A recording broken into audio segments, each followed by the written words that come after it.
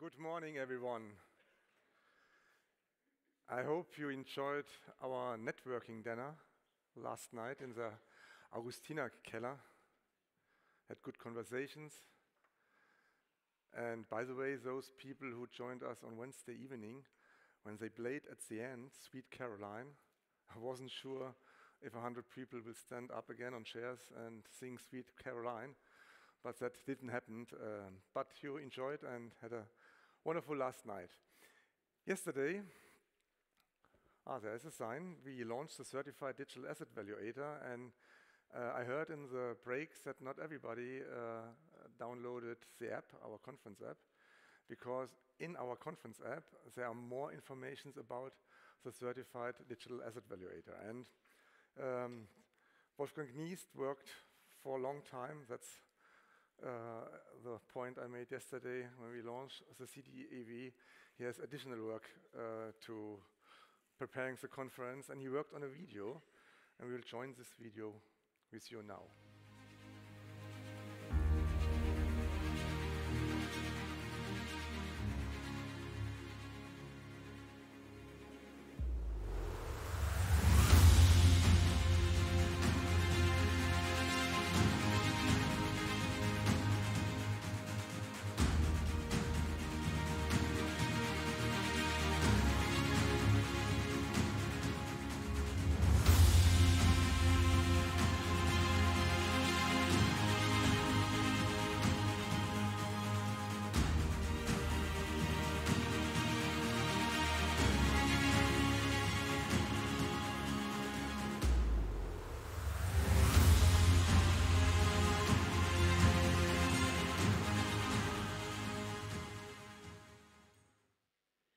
Yeah, Wolfgang, that's fantastic.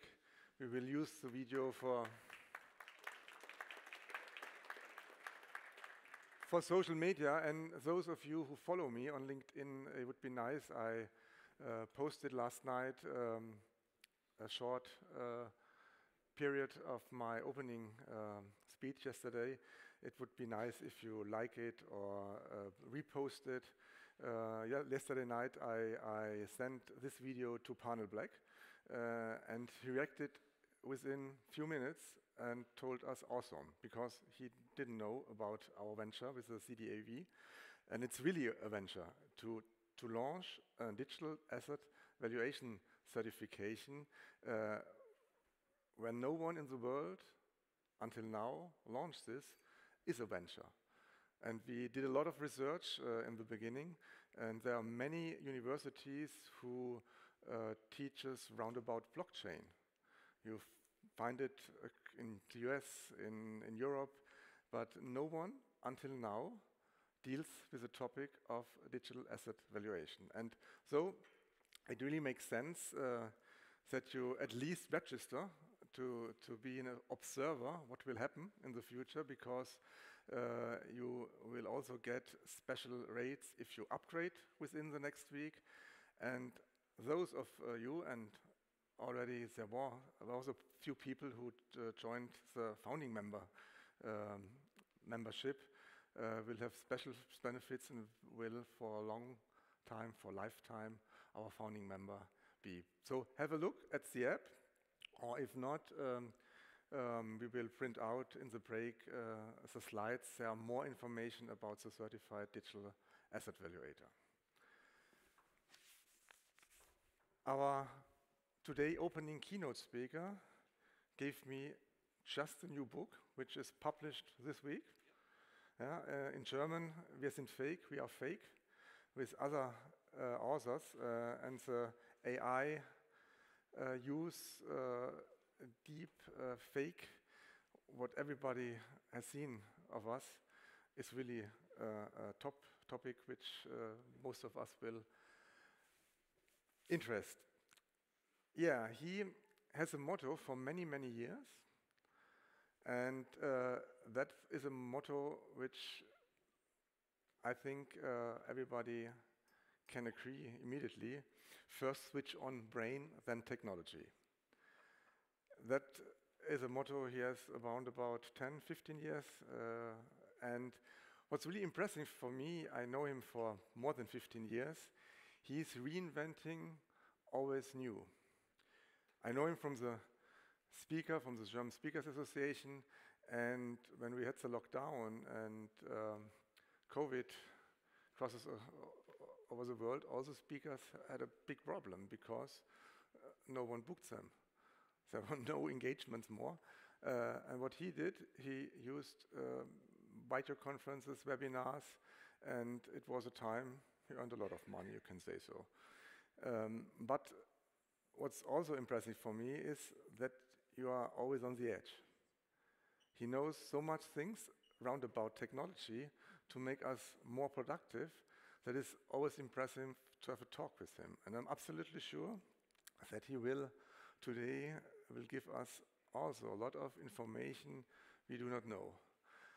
Please welcome our lovely Thorsten Jekel.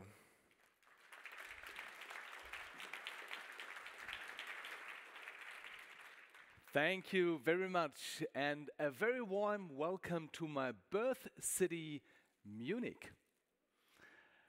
And as much as I love Munich, I also love AI. But AI is bullshit. 95% of all AI implementation projects fail. This is what current studies from McKinsey and the MIT are clearly stating. And what are the reasons for that? One of the main reasons is timing. Because a lot of managers are asking the right questions, but on the wrong end. Like the question, TJ, what are the latest new shiny AI tools? And what you see here behind me is an overview of the major AI tools 2.5 years ago. And even at that stage, you wouldn't have been able to even read all of those logos. And now it has grown exponentially. So looking into those millions of tools and gadgets, how is technology usually coming into organizations? Planned? Strategically? No. Via the golf course. I always call it the BlackBerry effect. Because at one stage it was quite uncool to show up at the golf course with the BlackBerry.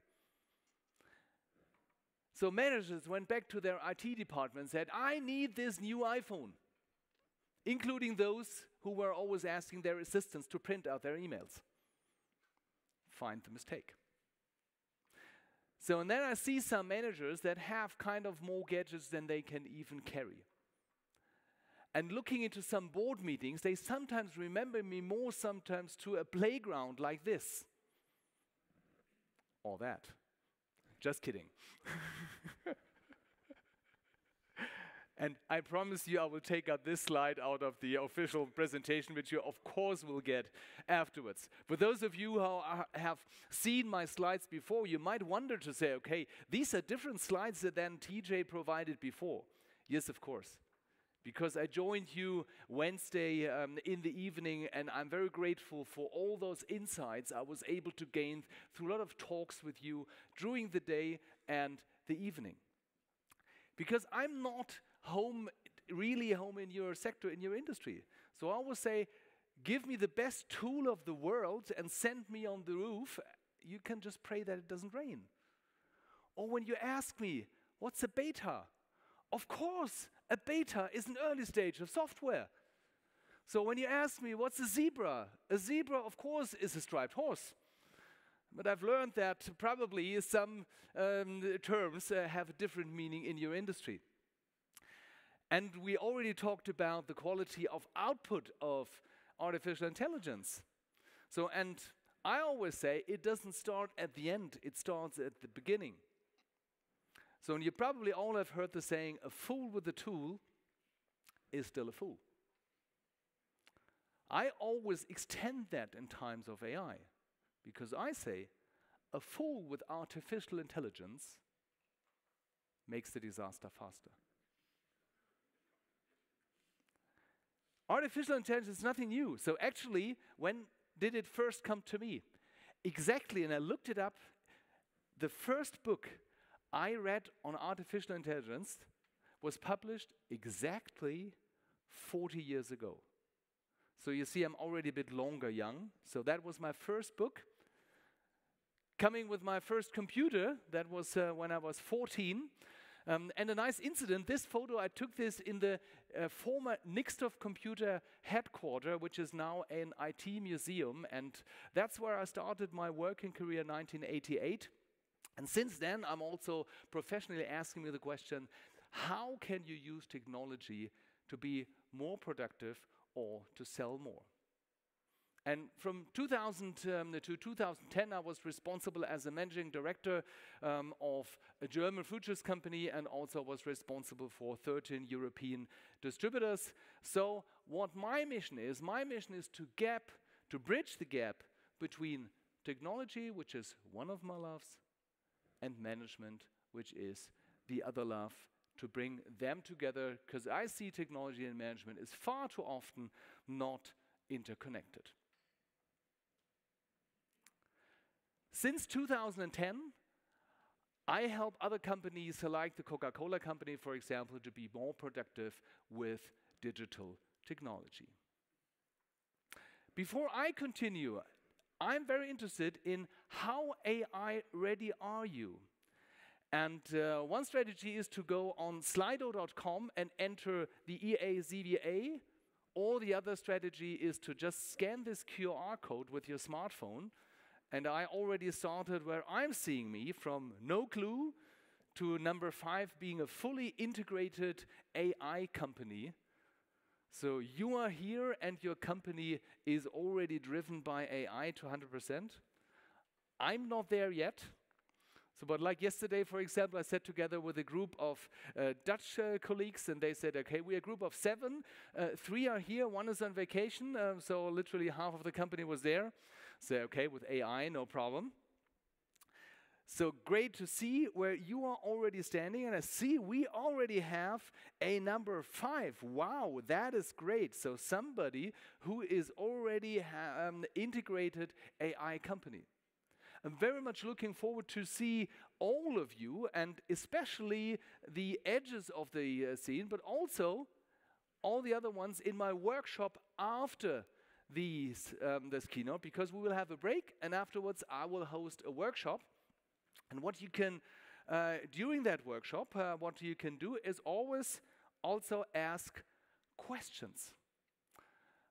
You should now see on your smartphone the possibility to enter questions, like, for example, the one which I put in here: what's the difference between ChatGPT and Microsoft Copilot? Use the chance during my talk. It will be open during my whole talk. When you have any questions, just key them in. Feel free to also rate them up. So when you say, this is a very important question, because then we see the highest rated questions first, and then we will go through them in my workshop, and of course afterwards, because I'm here for the whole day for you. Looking into how many organizations are looking into AI. It's kind of like this picture where we have an environment which is still quite conventional, paper-based, and with manual fire. And then AI is seen as the magic miracle in that. Just 2 weeks ago, I was talking to a friend of mine who is the managing, or is one of the board members of Good Mills, one of the leading European groups of mills. So Diamond is one of the brands, probably some of you know. And they had a company in their house, in the headquarters, that is Palantir. and I assume some of you have heard about Palantir. Not only as a provider of military-grade AI, but also as a provider of solutions for large corporations. And their idea was to say, okay, we want to have AI to streamline our quality management. They sat all together, and at one stage, Palantir got very silent. And they said, we are very sorry, but we have to come back in approximately 1.5 years, because this is what we see in your data. The best artificial intelligence can't work without any structured data. And I even add that in terms of garbage in, garbage out. So I see everybody, we need AI, and I say, okay, probably it's a good idea to start with common sense and to start with structured systems. And when you're doing analyses, you probably don't want to have a different analysis result every time. So probably it's a good idea. And even yesterday in the AI workshop, I learned to say, okay, don't let AI do the calculations. Use AI to enrich the deterministic systems with benchmarkings. And what do we expect about with AI? We expect it to be like the Terminator. We're not 100% sure whether it's a good thing or a bad thing, but we all say it's perfect, it's the perfect machine, and it knows everything. And then we're talking to Siri, and this is kind of like this one, to say, okay, probably who has installed this on my cell phone? And some of you might say, okay, yeah, this is exactly the quality it wouldn't have been a need to even mark it as AI generated. We see that. So AI generated, we see that it's AI generated because it's not perfect. This was a picture which I built 1.5 years ago. This one was 2 months ago. And the only prompt I gave the system was, generate a picture of Steve Jobs with the quote, if you want to make people happy, sell ice cream. What do you see here? I see a lot of people that did some AI 1.5 years ago, and it gave you results like this. And then I say, okay, I have been at AI, so it doesn't make any sense. This is where we were 2 months ago. AI will never be as bad as today. And looking into the development pace, we are not talking about years. We are not talking about months. We're talking about weeks, where we have exponential increasing systems and power. Also, when you look into robotics, for example, so you probably have all seen those ping pong videos where we try to beat the system, we try to be smarter than the robots, and you see, as hard as he tries, the robots are just the cooler ones.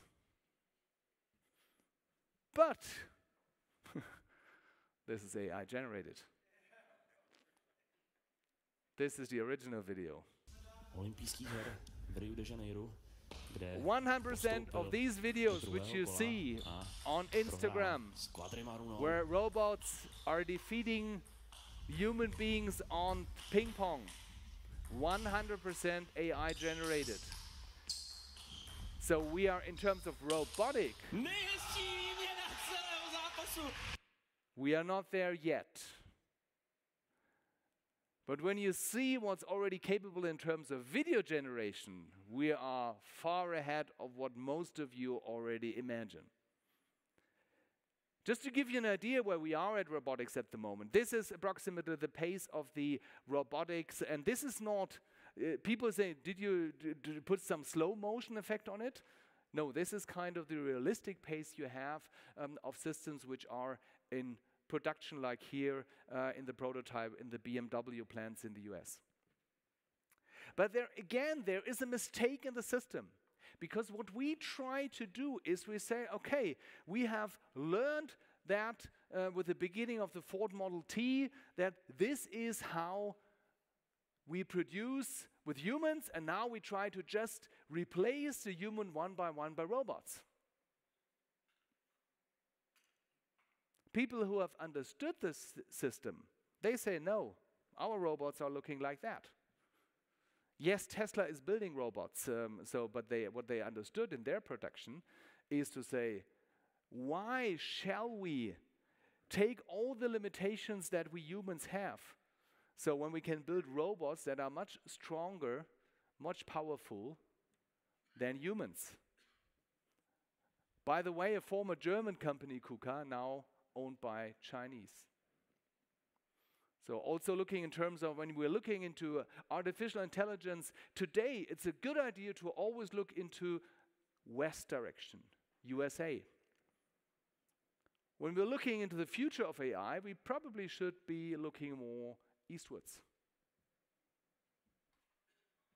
Who has heard about DeepSeek? So that was, I see some hands here, that was the Chinese artificial intelligence system. And how did it arise? They were the first ones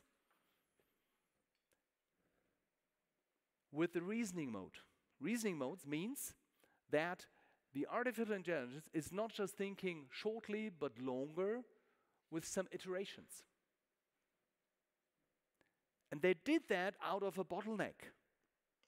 Because due to the export restrictions, they had a limited availability on those chipsets. So what did they do to say, we don't have the hardware here, what do we have to do? We just have to be smarter, and we have to think harder. And then they integrated the reasoning concept. The US was smart enough to say, okay, now we have the chips and we can copy the reasoning thing. But the Chinese were first to go. And while we in Germany are blocking artificial intelligence in our school because we say it's a bad thing, kids have to think themselves, AI is starting in class number 1 in school since years. So the future will be coming from the east. Looking to realistic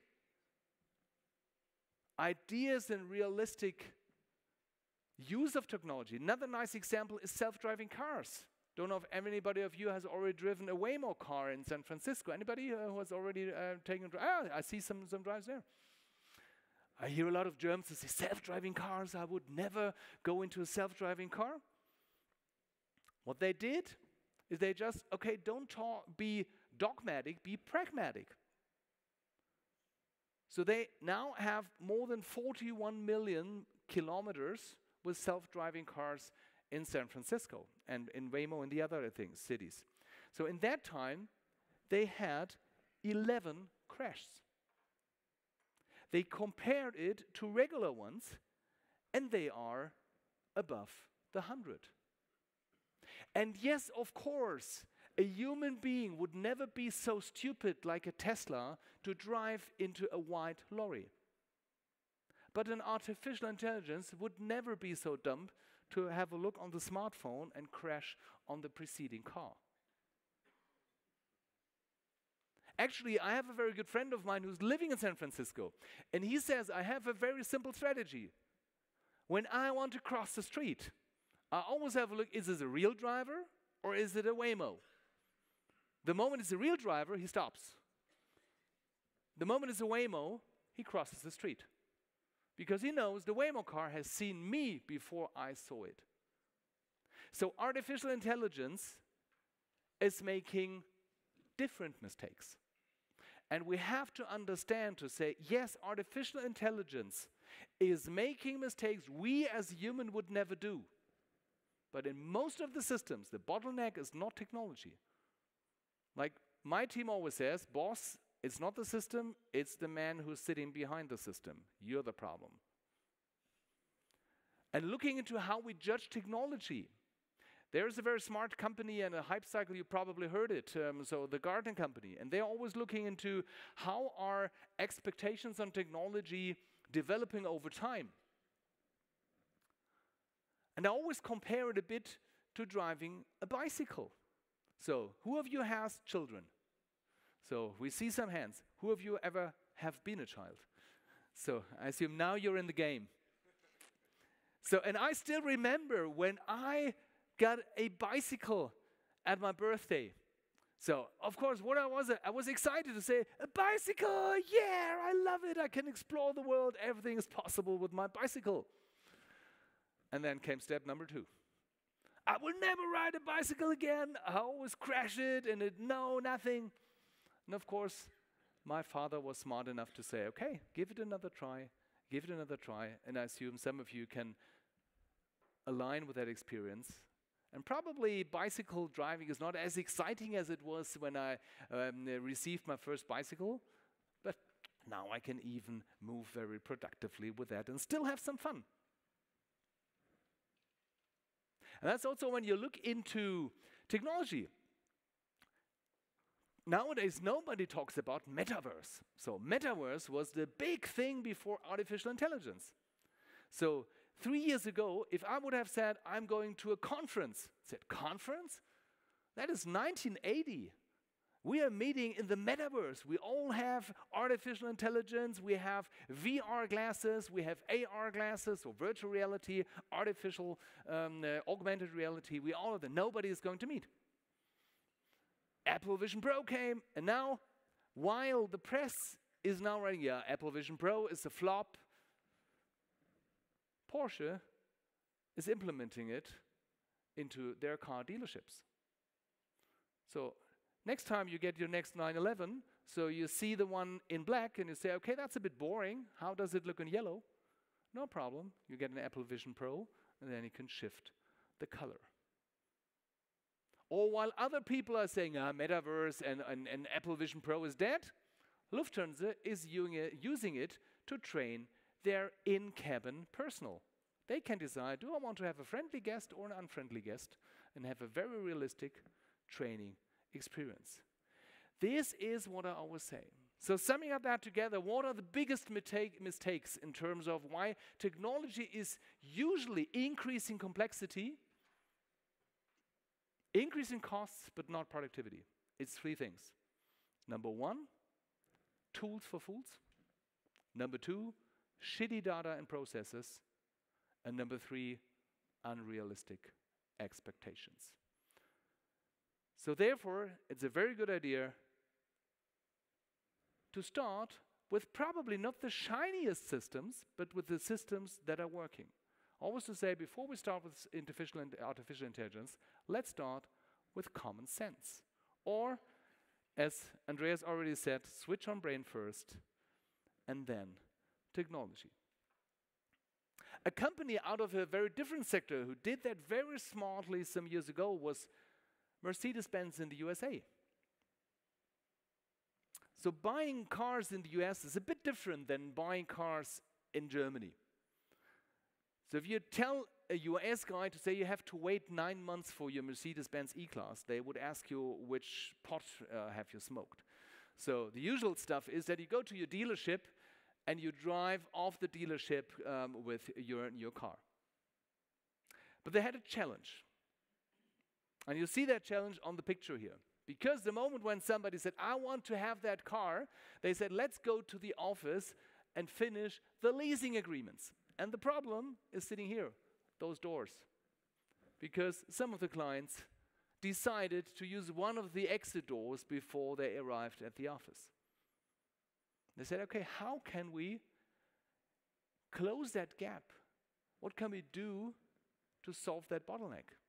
And what they did to say, the moment a client says, I want to have that car, that's really great, they say, please sign here. And what you see here is a first generation iPad. So it's as sexy as when you receive a parcel from your courier when you're back at home.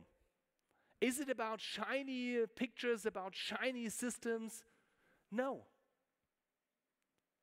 It's about the mechanic behind it. It's like when I always ask, what is the ugliest web page in the world? The ugliest web page in the world is Amazon. So every designer is saying this is a piece of crap. But it's one of the best converting web page in the world. So it's not about shiny bling bling, it's about the mechanic. And therefore I always say relevance beats flamboyance. Another company that has understood technology very well is the Coca-Cola company. And on one day like today, they had a management meeting, and the former CEO of the Coca-Cola German organization, Ulrich Nehammer, he stood in front of his management team and said, guys, we have a problem. When a client wants to have a Coca-Cola fridge, it takes us 4 weeks to place it. 4 weeks where the client is making no turnover, we are making no turnover, and competition can jump in. And what he didn't ask, how can we get that a bit faster?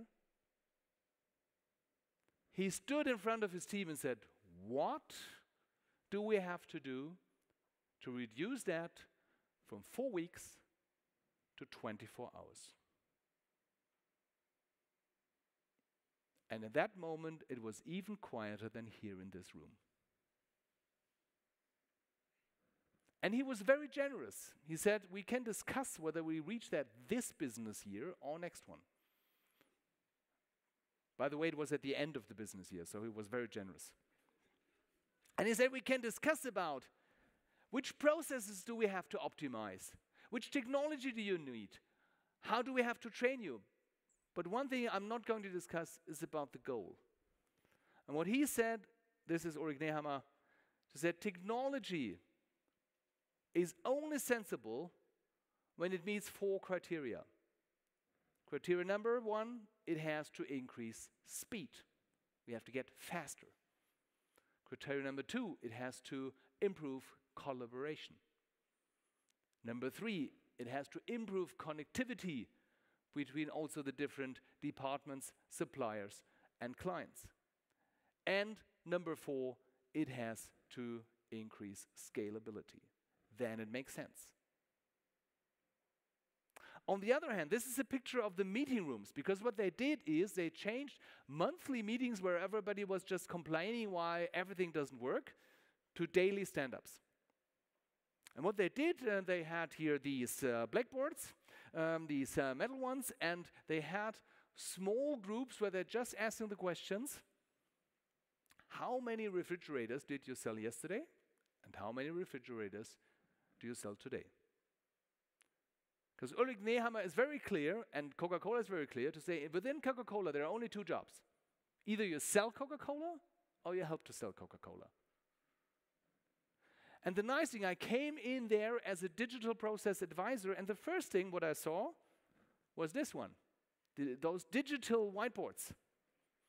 And I was just observing them, and I saw the teams at the one stage were discussing more on how to change the digital color of the digital pen than about how many refrigerators they are going to sell. And the first measure I pulled through to say, okay, throw out these whiteboards, the digital ones. So we threw them out. And Ulrich said, you're a crazy digital guy. So I booked you to get more digital, and you say, okay, get less digital. To say, yes, digitalization makes sense, but you don't have to do everything digital just because it works.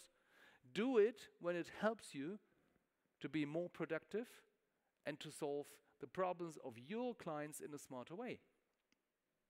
Talking about smart solutions. So like this one, for example, invented in 1849. So I don't have very many ideas to say how you could improve it. So for example, breathing, kind of a very old concept, but don't think whether it's sensible to change it. On the other hand, when you're looking into, like a friend of mine posted that in May to say, what is a solopreneur doing on a Sunday morning in May? I said, Jens, I think we have to talk. Because there are solutions like Get My Invoices, for example, where you can automate those stuff, and where you also as a service provider can say it's not about booking any receipts. This is something that artificial intelligence can do even smarter and more efficient today. Your role is a different one as an advisor. So it's important to understand strategic IT in terms of to say which are the goals you want to achieve, like Coca-Cola, to make more turnover. How do we have to adjust our processes to deliver those coolers faster? And how do we have to use technologies, which technologies do we use and need to achieve that? It also, of course, makes sense to think it from the other end. To say, okay, there was, for example, a new technology where they saw, okay, the iPad is able to measure exactly the dimensions which are available for the refrigerator. So one of the issues they had were to say, okay, a lot of refrigerators came even before the 4 weeks. The problem was just they were 2 millimeters too wide. So they said, hey, iPad can measure that. We can optimize that process to achieve our goals. So it's both ways, but it should always be with a strategic focus, and therefore tools and gadgets are important, like I stated in the beginning, but always embedded in a strategic process. McKinsey is publishing a state of AI every year. And these are the latest results where they're comparing top-performing companies and less performing companies in terms of use AI. Both are adding up to 100%. And so when they look, the first thing you always think is cutting costs. That's not the focus of the top performers using AI. The focus is more on new business models. And talking about business models, I hear a lot that marketing agencies are dying. In the US, people are not waiting to die, so they are just rethinking their business model. And there's a growing number of solo entrepreneurs coming out of the agency world. What are they offering? Their core offering is to say, you pay me $10,000 a month, and for $10,000 a month, you get every agency job within a business day. You need new business cards, you need new paperwork, you need a presentation, you need a poster, everything you need, you get it within one business day.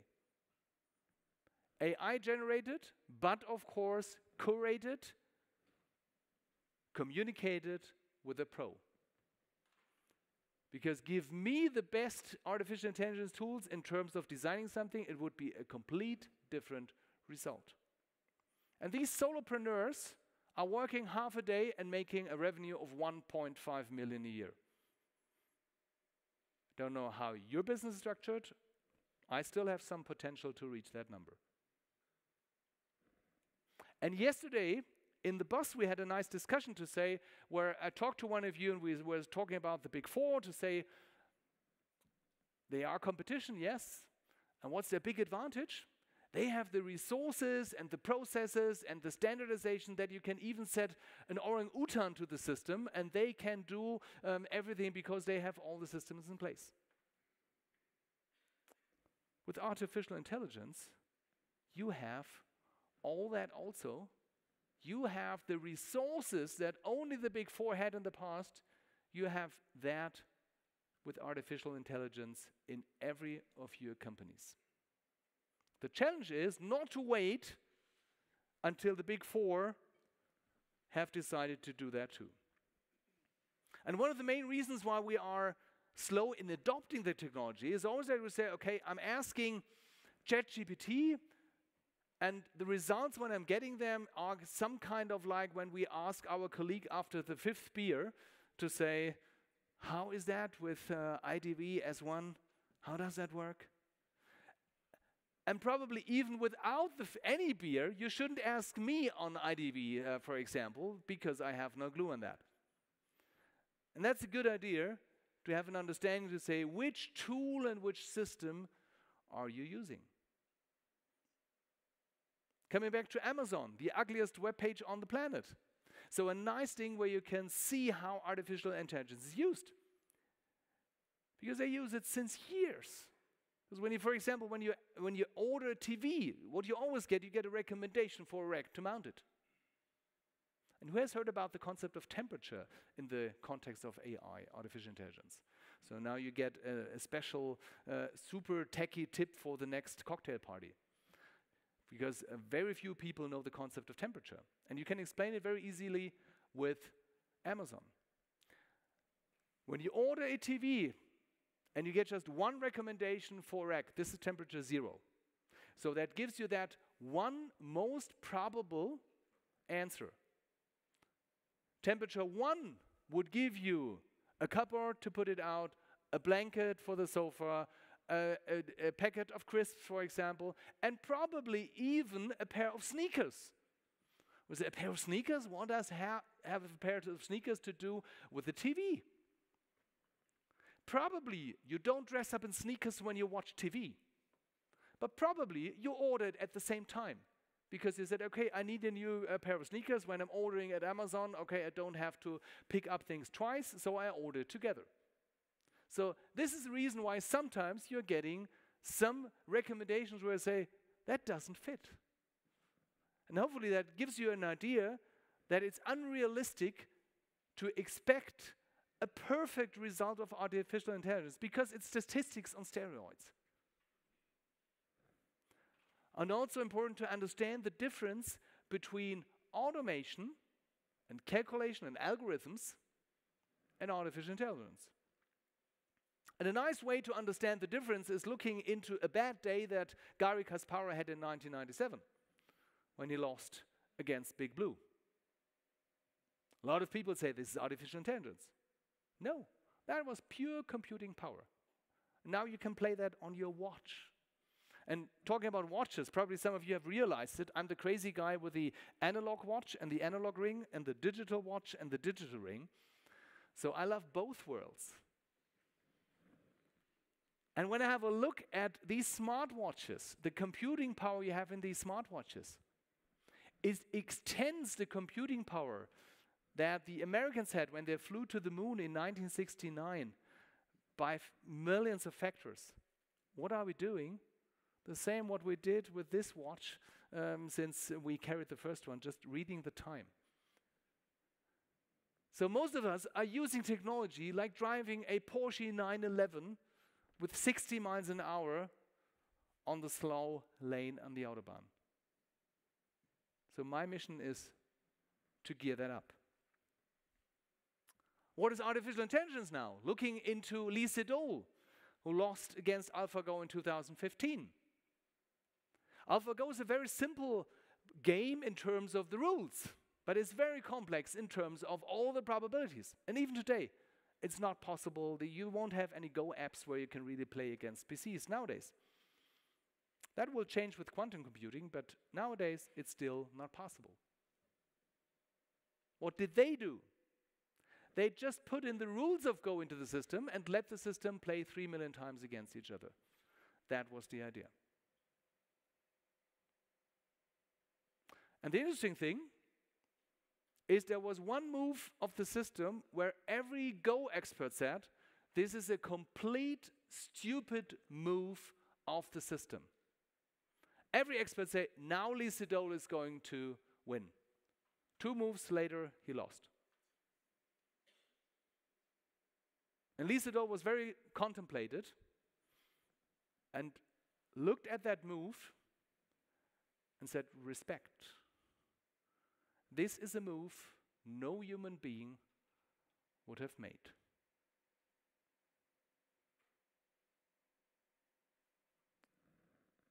And when you watch 2 keynotes of Sam Altman, he said the next generation of artificial intelligence, now we are in the transformer ones that are combining no knowledge. He said the next step, which is already in the laboratories, are inventors. And inventor systems will be able to solve technological problems and human problems that humans were not able to solve yet. This is the bright side of technology. Looking into AI, most of people say, yeah, it's ChatGPT is AI. This is like if you would have a toolbox with just a hammer. And of course, you can use a hammer to drill a screw into a wall. But it's probably not the most elegant solution. It's probably a good idea to have a well-assorted toolbox. Probably it's also not a good idea to have an overwhelming toolbox where you don't find anything. So probably it's a good idea to have a curated set of toolbox. And when you look into studies, for example, in the past, people used Google for search results and didn't get very good search results. So what are they doing now? They're using ChatGPT. This is like drilling a screw into the wall with a hammer. It was not built for that. ChatGPT was built to summarize texts, to create texts, to compare texts. So for example, when you have a lot of text documents in your audits, it's a great tool to say, okay, you can throw, for example, different versions of documents, you can contracts in that, and you can say, extract me the main pieces of information. That's great. It's not built for calculating, for example. So when you're asking ChatGPT what's 1 + 1, it doesn't calculate. It says, okay, what's the highest probability that of that result? So looking to search systems, for example, so there's a different system, Perplexity. It is called the answer machine. Because here, you get a question and you get a very structured result. So when you're looking into industry comparisons, for example. And nowadays, of course, last week I had a friend who said, I did a great text with Perplexity. Yes, it can do it also.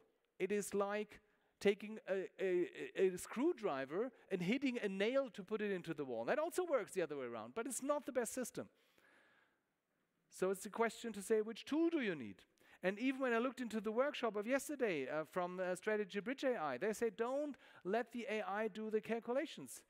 But when you look into, it takes a village to analyze a company. I like that quote and took a photo when I was sitting in the workshop here. And to say, okay, one thing is the data, to calculate it, to have that in a structured way. Don't let it do the calculations. But then to go a step further, to compare it with other industries, to compare it with stages of the industry, to have SWOT. This is a very smart idea.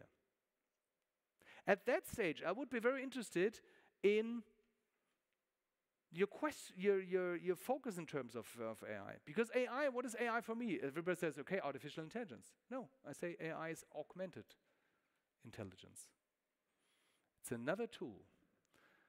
And I would be very interested, I'm opening up Slido again. I would like to see some ideas, how are you already using AI? So please take out your smartphone and let's share some of your ideas, how you are already using AI. Let's have a look. So it's the same QR code. So when you have it open, you don't have to reopen it again. And you can either scan it or you can just use Slido and then enter it. So, and really much looking forward to say, how are you already using AI? Let's have a look.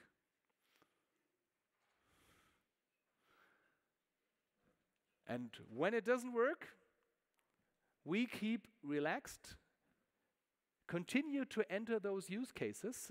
So that's what I always say. I love technology, and when it doesn't work, we don't let us stop. Talking about what is stopping us. Prompting. So everybody says prompting is the bottleneck. I say no.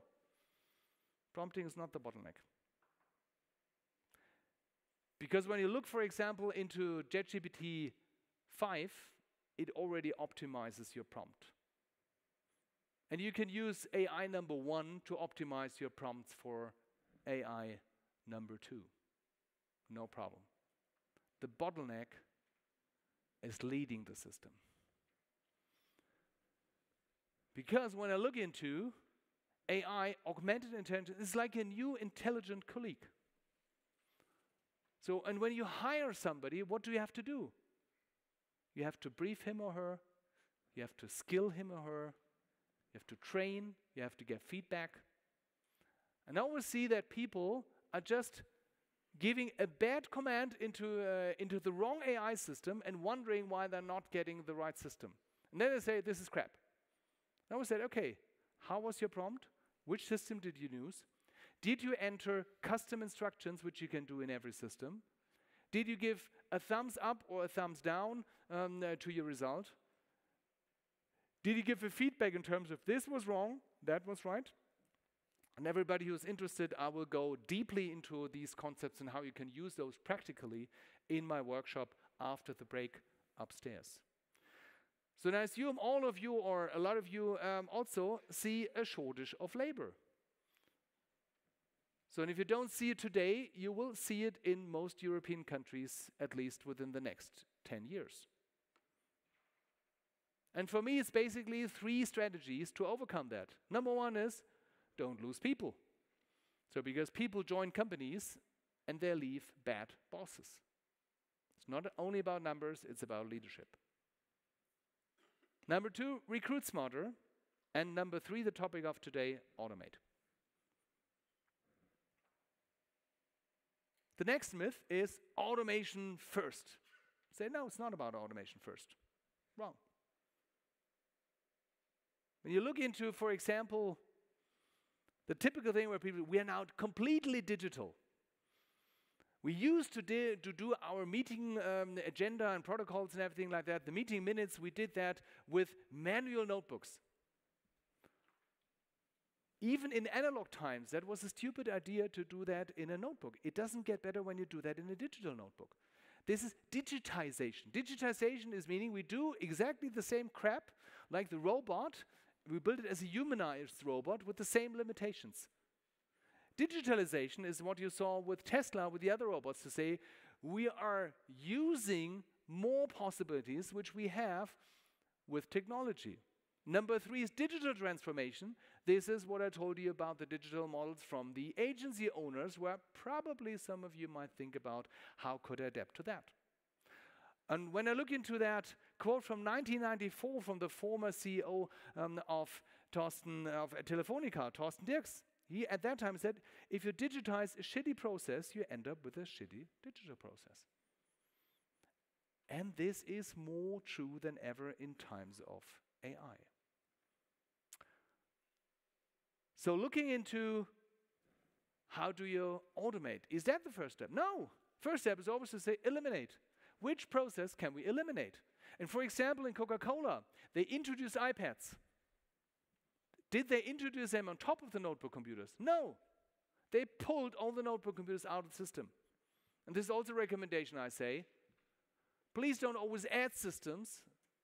When you integrate a new system in your organization, always ask you, which is the 1 or the 2 system which I can eliminate? And looking into then how can we optimize it?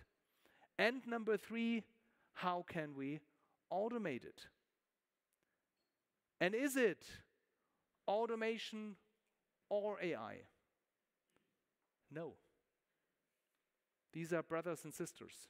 It's automation and AI. And when you're looking into who's using Microsoft 365 here in the room. So I see a lot of hands. The majority of you is using Microsoft 365. And if you are not doing it yet, you probably might be ending up in it because actually they have the monopoly on that. So and I see too few companies that are looking into Power Automate, for example. And in the workshop, I will show you some possibilities, and I'm very interested in those of you. Anybody who's already using Power Automate in his or her company? So I see some hands. So if some of you, and I see also the tech bros, so that's cool. By the way, applause for the tech crew. Yeah, they're doing a great job. So super, applause. So also when I see, okay, yeah, Copilot is giving me shitty results. Yeah, have you looked into the latest research agent version? Have you configured a Copilot studio where you can exactly say which sources it shall do? And when you talk about compliance, have you already used Purview as the compliance engine where you can configure it? And if you don't have Microsoft 365, there are solutions in the market like the Spanish company, for example, working on European processing plans where you can pseudonymize data, where you can anonymize data, which you're using for artificial intelligence.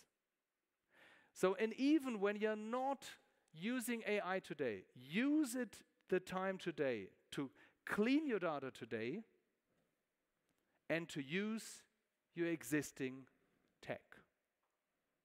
Because technology is not the future. Technology is there. Use it or lose it. Thank you very much.